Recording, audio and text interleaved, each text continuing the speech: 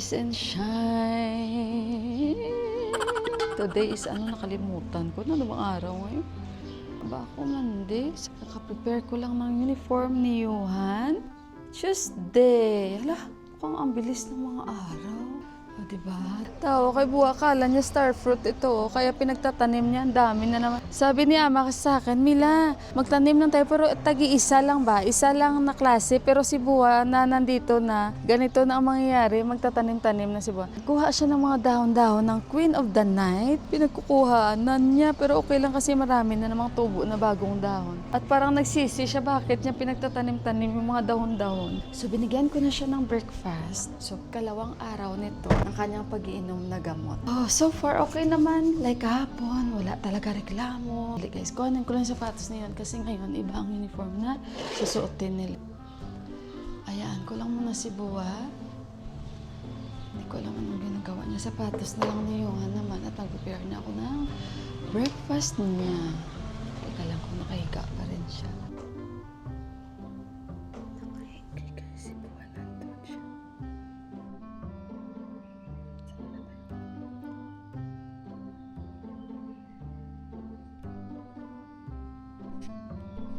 Atukin natin si Buwa. Daddy? Ramro? Headache? Tao ko? Kasi yung pintuan niya bukas konti. Yung pintuan niya, ayaw niyang sinasara na buo lagi. Ayan, bot kahapon lang ako naglinis dito. Tapos tingnan niyo na naman ang mga pumapasok ba dahil open. Ito guys, ang pangit no? Pangit pag open kasi nakakapagod linisan tong hagdan. Tapos nakailang palapag pa. Happy Tuesday sa ating lahat! 7 o'clock na exactly. Magpa-fried rice ako at sunny side up para kay Johan. Linisan ko muna tong shoes niya.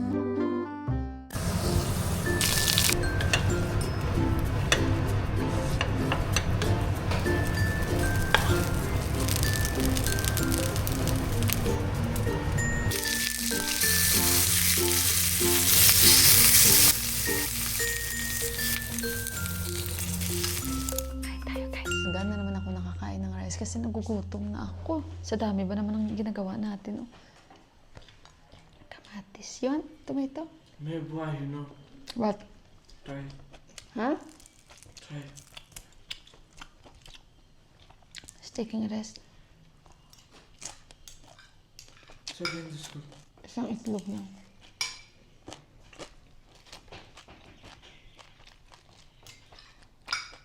He's sleeping better now. Today. Yesterday, you wake up so early.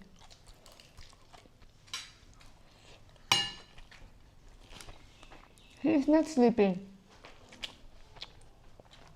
He is awake. He just want to lie down.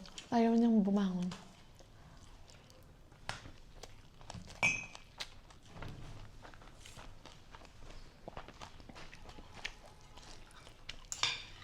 May bagoong pa ako dyan sa rep na may baboy. Hindi ako pala kain ng bagoong, guys. Gusto ko yung hipon na maliliit tapos may kalamansi na marami yung fresh. Yun.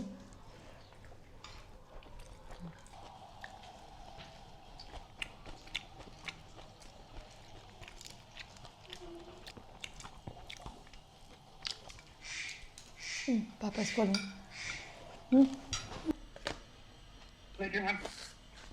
He's here. Daddy is still lying down. He said he have headache. Daddy is not getting up. He's still lying down and he's telling I have headache and I feel dizzy. Yeah. Kind of better. Okay. Take care. Take care, Bye-bye. Papa. Here go. Good luck, anak. All the best. Tawag si Deepak para mag-good luck sa anak. Final na kasi. Nagsisimula na ako maglinis dito sa kusina. Patayin ko lang ito kanila mamaya na. Yan, linis-linis tayo. Nag-arrange ako dito, rearrange. At pati dito, nag-vacuum ako. Linis-linis. Ayan. Ito po yung natira namin ni Johan. May isang danggit pa. 5 danggit yung pinirito ko. So, vacuum ako. And dito. Tapusin ko lang. At yung nanay nila sa baba. O si auntie o naglilinis. O yan. Yan. Basta nandyan yung magulang nila guys. Masipag. Ayan. Yan na si Deepak. Namili si Deepak. Good morning, Papa. I'm cleaning ng hair. Ano? Pag nag-walking siya, namimili siya kasi sabi ko wala na tayong mga lulutuin. Too much expensive banana, 240 rupees. Dwisi? Charse? Dwisi Chales? Ha? Ha? Correct? Ay, alam ko na guys. Dwisi Chales per kilo ng Kera. 240 ang per kilo. Watermelon. Yan, namili siya kasi wala na kalbo na. May pakita ko. See? Empty. Garlic, we don't have. May ano kami ginger dahil si Deepak pag bumili ng ginger. Ay, marami siyang bumili ng adwa. Yan, kalbo na. Yan, same. Mushroom. Pangit na mushroom. Hindi fresh. Okay na yun. Hayaan mo na sila. Tapusin ko muna to vacuum, guys.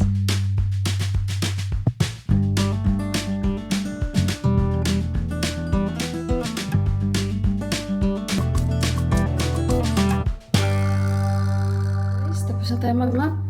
Ang aking biyanan galing sa itaas. Sabi ko, dyan ka muna sa labas, umupo. Kasi basa pa yung sahig. Pabalik-balik yan mamaya dito. At yung kanyang marka ng paa. So, ayun. At least malinis na yung ating kapaligiran. Magluluto na ako. Ilagay ko lang tong ano guys, mga mat dito.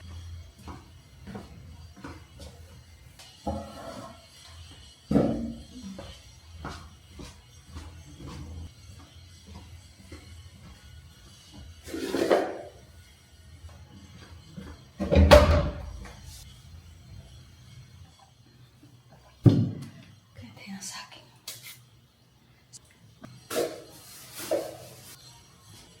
At saka ang bango ng kandila. Saka lilinis ko, hindi ko alam. Ay, alas 10:14 na.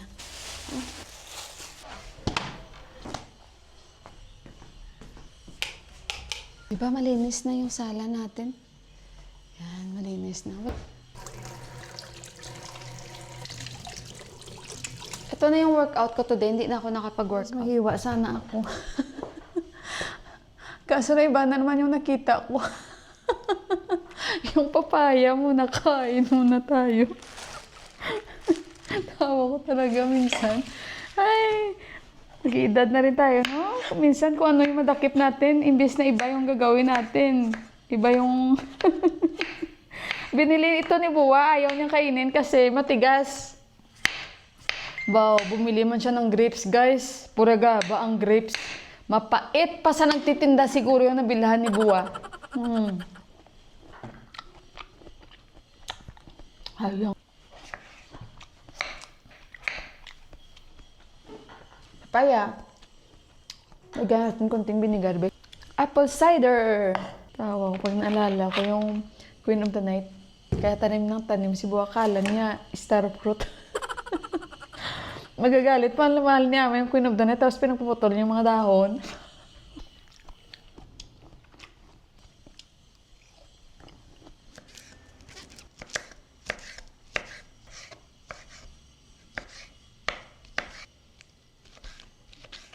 Kita ko sa inyo ito, paano ito niluluto nila dito. Okay guys, yan. Lagyan ko to ng patatas. Guys, wala, 10:30 na. O, hugasan natin to at pakuluan.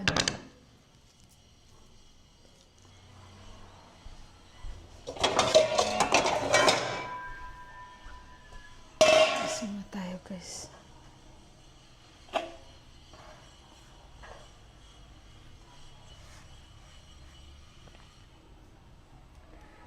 Pinagsusuko yung nilagyan ng nilagyan yung mga coffee.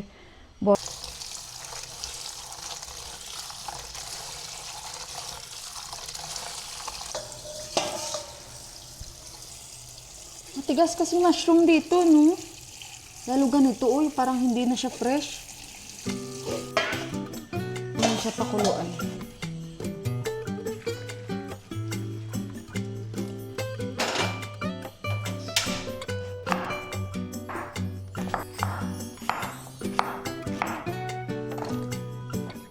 Cauliflower, hatiin ko rin. Kasi may mushroom akong ilalagay. Half din ng zucchini. Alam mo mga dahon dito, niluluto nila yun. Ako hindi ako niluluto. Pakuluan natin itong dalawang patatas para sa ating ampalaya. Ayan, dalawa. Mabilis lang.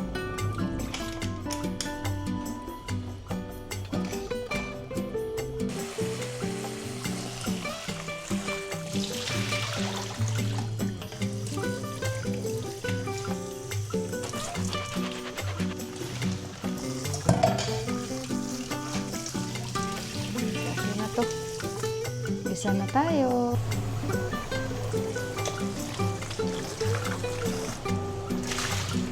Yan, ang palaya 4. Mix natin patatas.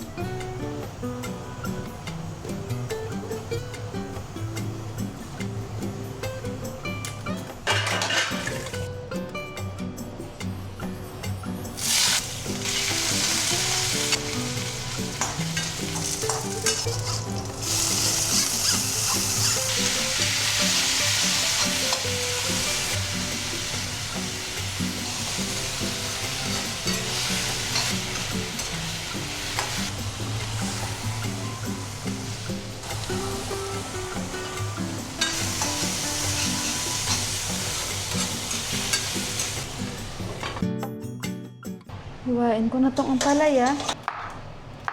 Kabilog lang yan, guys.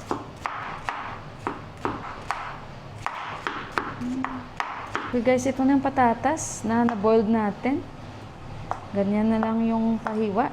Pwede rin, depende sa style nyo. Naihi ako, sandali.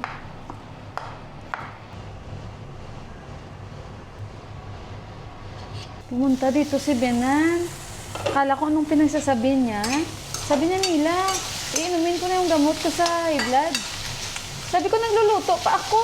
Ang gamot sa pressure, iniinom after magkain na ng rice. Ganun ang routine. Kaya sabi ko, mamaya na yung sa high blood.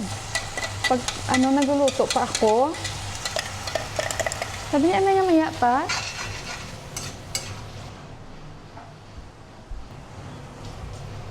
Tingin ko muna tulutuin ng konti yung mushroom, tapos lagay ko na yung gulay. Sa taas lang naman muna ito. Tapos i-mix ko na lang yung mamaya. Dagdag lang ako konting salt. Konting salt. Takpan natin. Yan.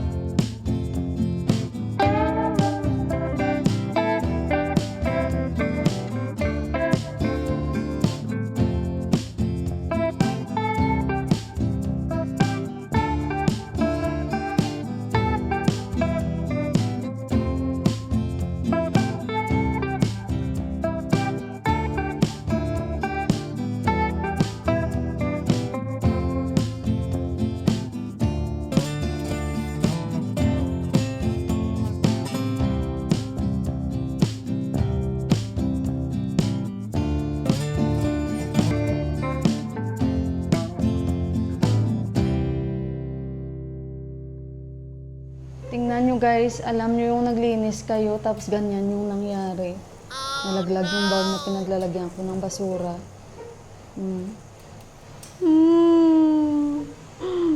Paano sa kakamadali ko? Dahil naisip ko gutom na baka si Buwa. Ito na lang guys, rice na lang at ayun, luto na yung mga niluto ko. Pakita ko sa inyo. Okay guys, pakita ko lang sa inyo. Ito na yung ating ampalaya. Nepali style. Yan. And ito na yung ating mushroom with cauliflower. Mix-mix na and zucchini. So, ayun guys, kakain na sila ni Buwa. Paghandaan ko muna. Ayun guys, kain ako. Sabi, hindi pa kain ka. Kasi sabi ko, kumain ako kanina umaga, di ba? Kain tayo para may lakas tayo guys. Kunti lang kainin ko. Ayan. Masaya si Buwa, padalahan siya ng pinadalahan siya ng mobile ng bunso. Kasi nga yung mobile niya, ewan ko anong nangyari sa mobile niya. Ayan guys, oh. Kain tayo ng aking mushroom. Parang masarap yung niluto ko. Hindi ko siya nilagyan ng patatas kasi. Tsaka ang palaya, aray. Ang palaya, ang sakit ng aking kamay na Init pala itong ladol na to. Ayan, kain tayo guys. Parang isusubo ko na sa inyo. Konting dal. Ayan, kain! Tapos na guys, pareho kami ni Deepak nagmamadali pa unahan namin si Buwa kasi pagtapos ni Deepak kain, diretso niyan siya agad sa kwarto ni Daddy at bibigay siya ng gamot. Ayan, bit-bit niya na yung gamot ni Daddy. Kasi siya yung and the pressure medicine. Yan, nahati ni Deepak yung gamot niya guys. Ayan, mag-aayusan na silang dalawa.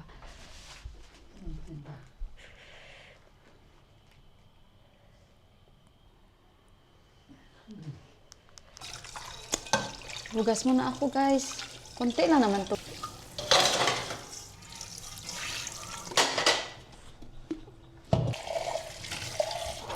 Yung papa ko guys, syempre nangungumusta din siya sa kay Buwa eh. Araw-araw kami ng papa ko nag-uusap. Day, kumusta na si Pare Buwa, Day? Ako, Day, pupunta na naman ako ng simbahan. Lagi sa simbahan, papa. Nang magnunubena kami, Day, mag-attend ako. Day, galing ako ng simbahan lagi. Tapos sinabi ko sa kanya, may ganito si Buwa. Sabi niya, ano nga sakit yan, Day? Ako, Day, minsan pag natutulog ako, Day, hindi ko pala alam, nakatulog na ako. Sabi niya. Muna ako ng tubig.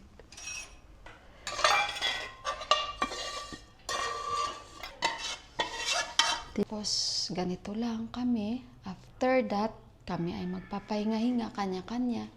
Si Buwa magpapahinga-hinga na rin yan siya. Basta okay lang pakiramdam niya, guys. Wala yan siya reklamo. Kaso lang, naging ganyan siya. Guys, magre-refresh ako. Sabi ko, upo ako dyan sa inupuan ni Buwa. Pero, may naririnig ako. Baka may ginagawa si Buwa sa rooftop na, kasi nandyan lang siya nakaupo. So, sabi ko, baka nagpahinga-hinga siya. Kaya, upo ako dito. Pero, titingnan natin. Tapos may nilabahan si Deepak doon kagabi niya. Hapon na niya sinampay. Tapos umulan, di ba? Tingnan natin, nandito ata si Buwa. Hindi ko alam kung ang kapitbahay, pero sa taas eh. Nagpupulpog. Ito yung mga nilabahan ni Deepak na naulanan. Oh. Ayan nga siya, guys. Oh. May ginagawa siya, sampayan. Ulit, Daddy? Oo. Good. Inano niya yung sampayan kasi parang ang taas. Sa bedsheets maganda yan. Guys, ayos na siya, diba? Hindi kagaya nung una sa kwarto lang siya lagi. Inano niya, guys. Sandali, guys. Ito yung mga nilabahan ni Deepak. Yung tubig ko dun sa baba. Guys, may tumawag yung daras. Hindi ko alam kung anong in-order ko. Baka nakalimutan ko. Baka belt ito. Belt. Para siyang for exercise din. Pero matagal na kasi. Nakalimutan ko na. Kaya nag-order ulit ako yung parang siya. Yung parang paano ko ba sasabihin sa inyo? Malaman na lang natin yan, guys. I-unboxing ko, tinawagan ko si Deepak. Binayaran na daw, i-scan lang daw ni Deepak, guys. Kaya ayun, antayin lang natin dito. Ang lamig, mahangin. Antayin ko lang dito kasi nung una hindi pa kaming dalawa magkaintindihan kasi wala na ako may in-expect na delivery. Yan, antay tayo. Dito, guys, sandali. Grabe, ang lamig, guys. Ang windy. Okay lang yung lamig. Pero pag may hangin, nahingal ako. Kasi nipis na suot ko, nakasando lang ako sa loob. Tingnan nyo guys, ito siyang in-order ko. Binuksan ko kasi sabi ni Deepak, buksan mo, tingnan mo muna kung ano yung in-order mo. Ito nga. Sabi ko sa nag-deliver, Sabi ko, akala ko hindi na to darating. At tama, guys, purple ang kulay. Kasi nga purple yung in-order ko. Sabi ko, akala ko hindi na ito darating. Kasi sabi ko, ang tagal. Kaya nag-order ako nito, oh. Mura lang to, ilang peraso. Pero okay naman siya. 200 plus ito.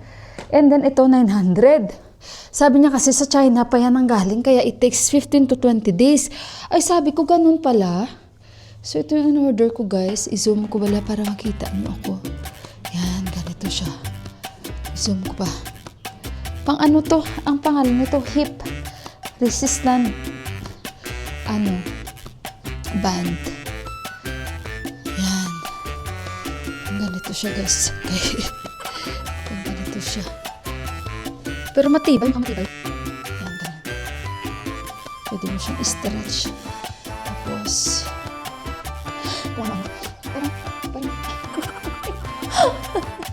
natutuwa ako sa sarili ko. Sinampulan ko talaga kayo. Oo, guys, ganito siya. Matibay to.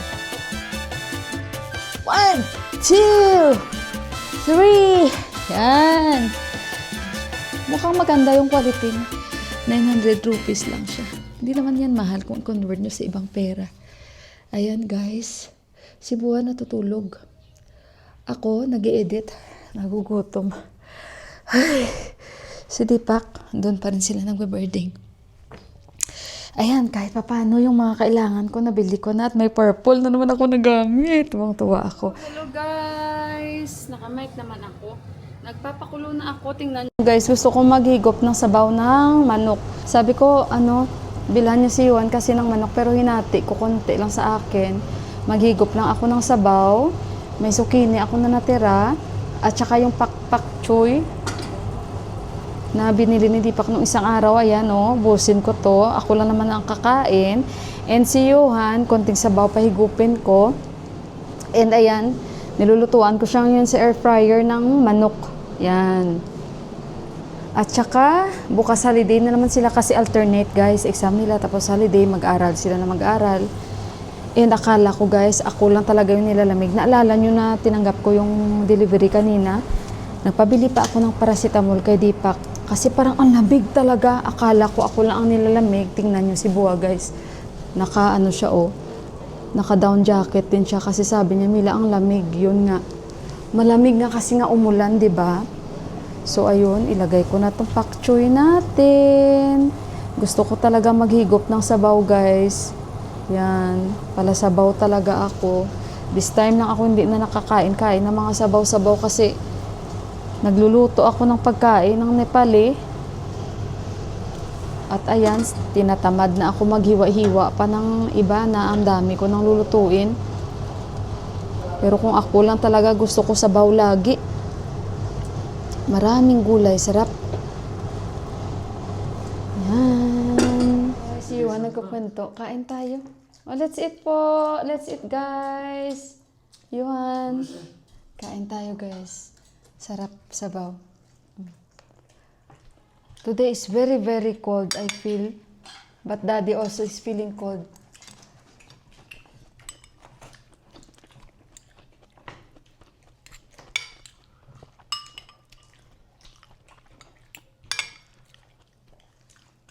So far today, the whole day, he don't complain.